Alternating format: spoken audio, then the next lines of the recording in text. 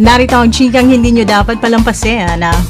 Pagkain ng cantaloupe o melon sa gabi nakakatulong para maging masarap ang tulog. Para sa mga detalye,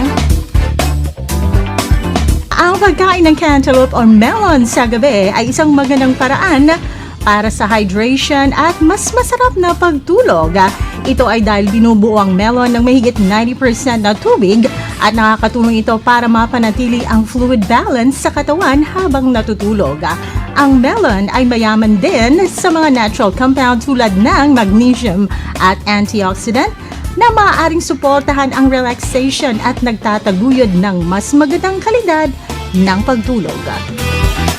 At yan na lang muna ating chika ngayon. Ako si Apple Dale sa 105.9 Wild FM. Hala, pag wild.